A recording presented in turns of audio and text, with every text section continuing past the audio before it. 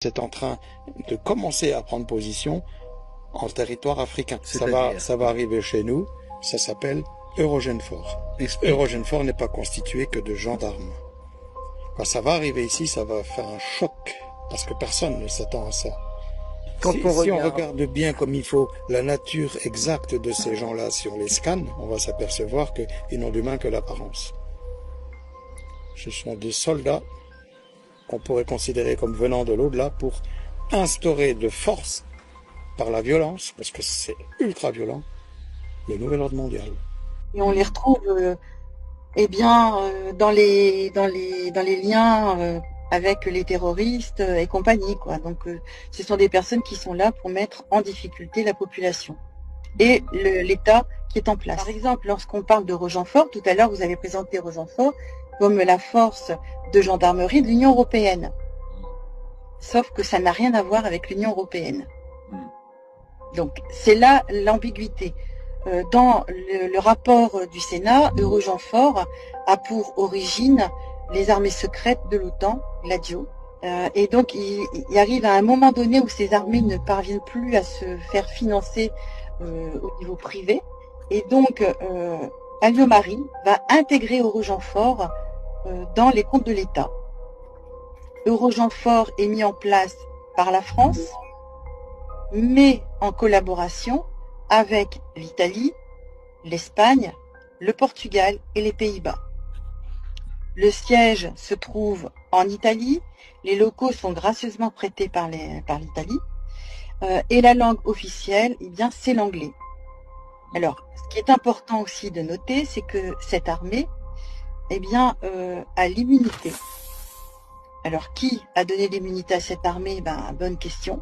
Et Eurogenfor est dirigé par un conseil de ministres interministériels qu'on appelle le CIMA. Alors, ils ont aussi la possibilité d'intervenir dans tous les pays sans demander l'autorisation à l'État concerné.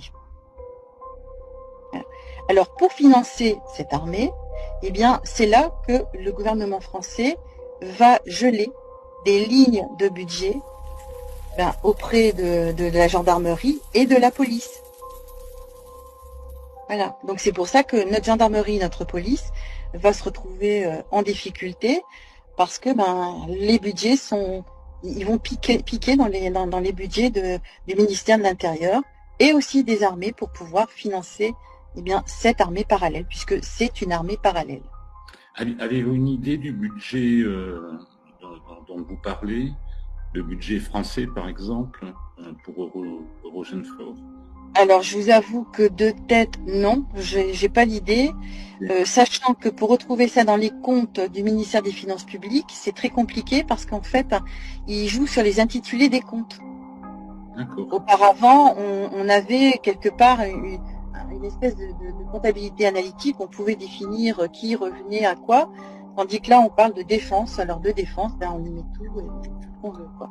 Donc, c'est quelque peu compliqué.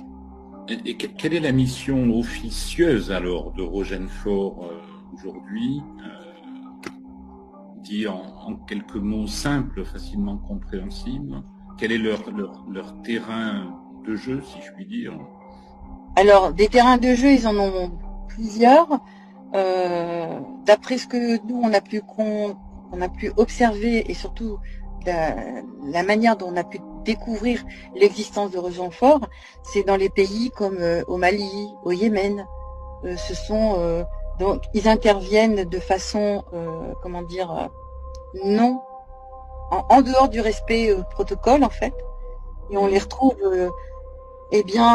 dans les liens avec les terroristes et compagnie, quoi. Donc ce sont des personnes qui sont là pour mettre en difficulté la population et l'État qui est en place. L'ONU, comme le Conseil de sécurité, comme la Cour pénale internationale, aucun ne parle d'Eurogenfor, alors que si on prend les comptes rendus du ministère des Armées, par exemple les comptes rendus de Monsieur Le Drian à l'époque, il mentionne des guerres hybrides.